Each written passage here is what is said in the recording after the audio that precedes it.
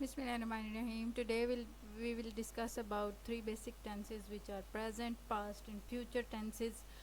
یہ سمجھنا اسٹوڈنٹس کے لیے بہت ضروری ہوتا ہے، اسپیشلی 5 کلاس کے 6 کلاس کے بچوں کے لیے، کیونکہ بچوں کو نہیں پتہ ہوتا کہ ہم نے بیسکس کو کیسے سمجھنا ہے، کیسے انڈرسٹینڈ کرنا ہے اور کیسے اس کو انگلش کو اپنے لیے آسان بنانا ہے. تو ٹیچر کا یہ بہت اہم کردار ہوتا ہے کہ بچوں کو ہر چیز کو سمپلیفائی کرے اور ان کو سمجھائے تاکہ ان کے لیے مشکل نہ بنے اس چیز میں. تو ٹینسز سے بہت سارے بچے گھبراتے ہیں، تو اس گھبراہٹ کو ختم کرنے کے لیے ضروری ہے کہ ٹیچر ان کو بار بار ریوائز کرے، ان کی پریکٹس کروائے اور ان کے اوپر کام کرے تاکہ ان کی جھجک ختم ہو اور وہ مشکل سے آسانی کی طرف آئیں. فرسٹلی وہ کیا کریں گے، غلطی کریں گے اس پہ ان کو سمجھایا جائے، نہ کہ ڈانٹا جائے یا ان کو کن ذہن ہونے کے بارے میں کہا جائے. ان کو صرف اور صرف سمجھانا ہوتا ہے. اگر ہم ان کو کرٹیسائز کریں گے تو وہ آگے سیکھ نہیں پائیں گے، وہ ڈر جائیں گے اور وہ کہیں گے کہ ہم نہیں کر سکتے. تو ہمارا مقصد یہ ہے کہ بچوں کو لے کے آئیں، سمپلیفائی ہونے چیزوں کو سمپلیفائی کر کے ان کو آگے کی طرف لے کے چلیں، نہ کہ ان کو بالکل ہی پیسو بنا دیں. So today's tense is about present indefinite tense. Positive sentences کے بارے میں آج ہم پڑھیں گے، اس کا اسٹرکچر پڑھیں گے، اس کے بارے میں ہم پریکٹس کریں گے اور یہ جانیں گے کہ سمپل پریزنٹ ٹینس اور پریزنٹ انڈیفینٹ ٹینس میں کیا فرق ہوتا ہے، پھر اس کی فارمیشن، پھر اس کا فارمولا، پھر اس کو کیسے امپلیمنٹ کیا جاتا ہے یہ بھی پڑھیں گے. But first you have to subscribe the intellectual hub first and then we will start study. So structure of present indefinite tense or positive sentences. Subject plus base form of verb plus object. اس میں سب سے پہلے subject آتا ہے. Subject کیا ہوتا ہے یہ پہلے اسٹوڈنٹس کو بتائیں. Subject is the person who is going to do any work. He goes to school. He is subject in this sentence. Every sentence starts with subject. Hare sentence subject سے start ہوتا ہے. پھر اس کے بعد بیس form of ورب. بیس form of ورب کا کیا مطلب ہے؟ بیس فارم آف ورب کا مطلب ہے کہ آپ نے فارمز آف ورب لگانی ہے. یہاں پر ورب کیا ہے بچوں؟ ورب یہ ہے کہ ہم جو کوئی کام کر رہے ہوتے ہیں وہ ورب کہلاتا ہے. The action word is called verb. For example, smile, laugh, stare, see, eat, drink, walk, jump, all the things are verbs. And the next thing which is we are going to discuss is object. Object کیا ہے؟ جس چیز پہ کام ہو رہا ہو. I am reading a book یا I read a book. I کیا ہے؟ subject. Base form of ورب کیا ہے؟ ریڈ. اینڈ آبجیکٹ از دا بک.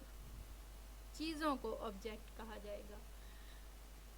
بچے کنفیوز ہو جاتے ہیں کہ ٹیچر سمپل پریزنٹ ٹینس کیا ہوتا ہے اور پریزنٹ انڈیفینٹ ٹینس کیا ہوتا ہے. تو both the things are same with the same role.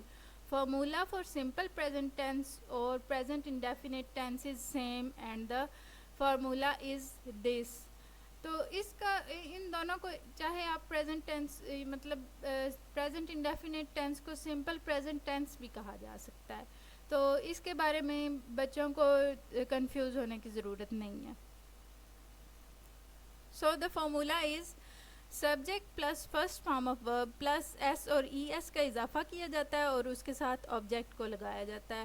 And full stop is the necessary thing which is we are using in all the sentences at the end of the sentence. It is most commonly used for such scenarios like to give instructions. Present indefinite tense instructions کے لیے بھی use کیا جاتا ہے.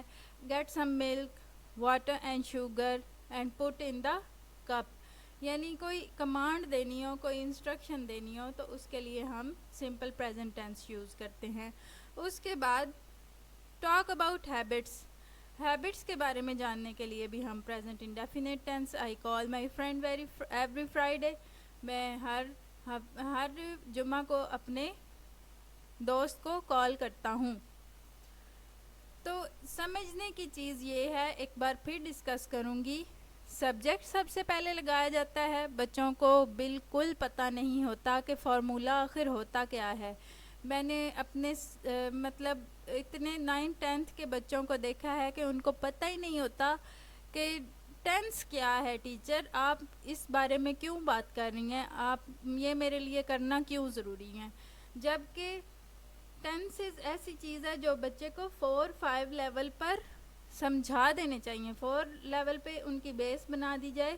5 level پر 3 basic tenses بچوں کے complete ہونے چاہیے. ان کو پریکٹیکلی امپلیمنٹیشن بھی کرنی آنی چاہیے.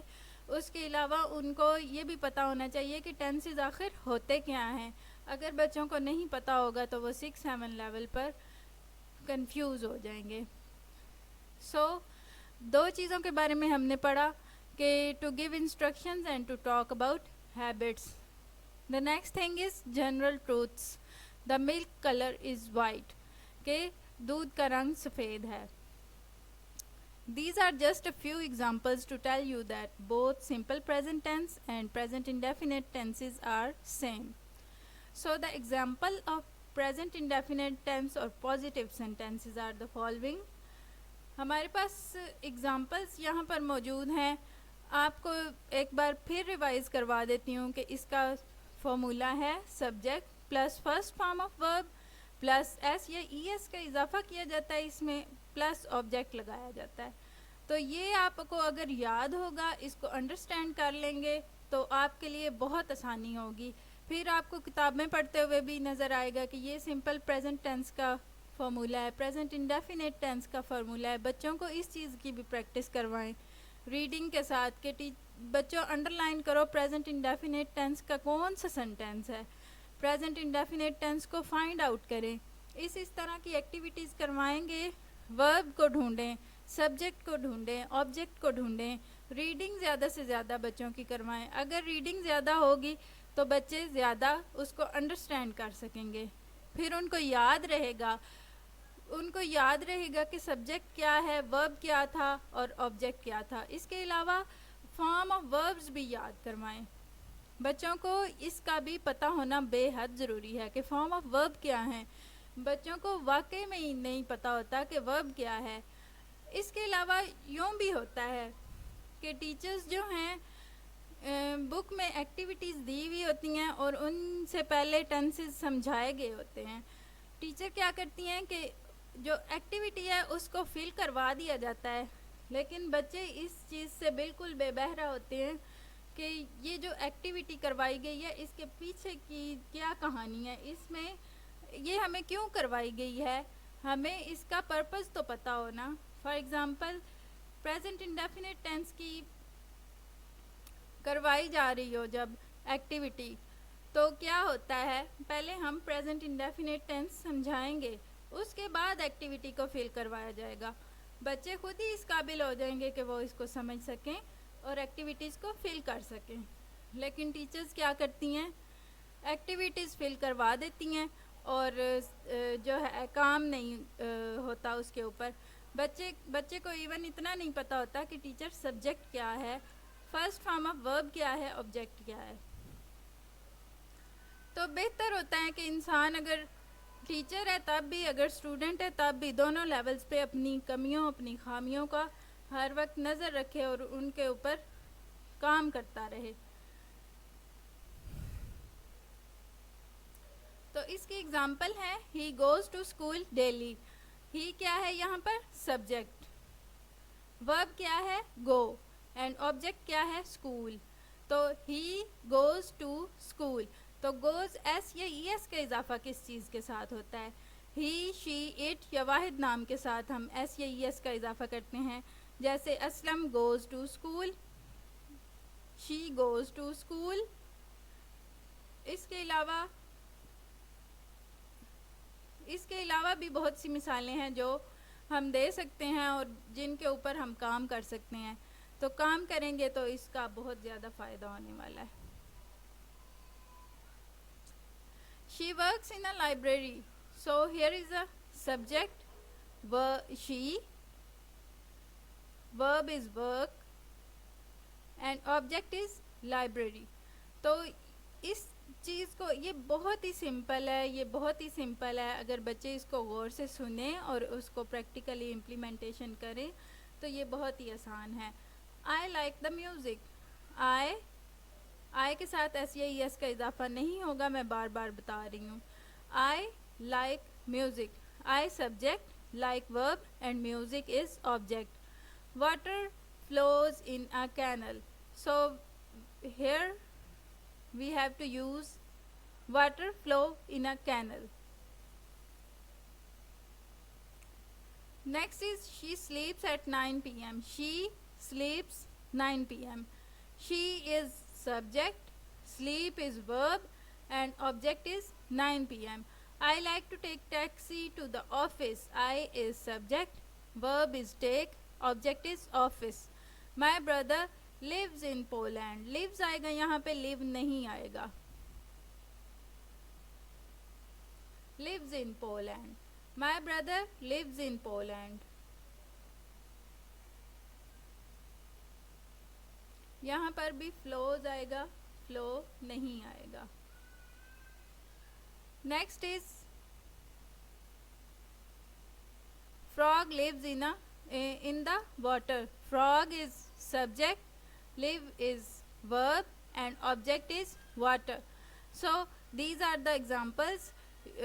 Please understand, read, listen to it carefully. Don't skip the video. شروع سے اینڈ تک سنیں، تب آپ کو سمجھ میں آ جائے گا کہ کیسے ان کو سمجھنا ہے، کیسے ان کو پریکٹیکل کرنا ہے، اور کیسے ان کی فارمیشن کو سمجھنا ہے. فارمولا کو سمجھ لیں، سبجیکٹ ورب آبجیکٹ کو سمجھ لیں تو آپ کو آسانی سے سمجھ میں آ جائے گا. Thank you for listening to me. Thank you for watching my channel. اللہ حافظ.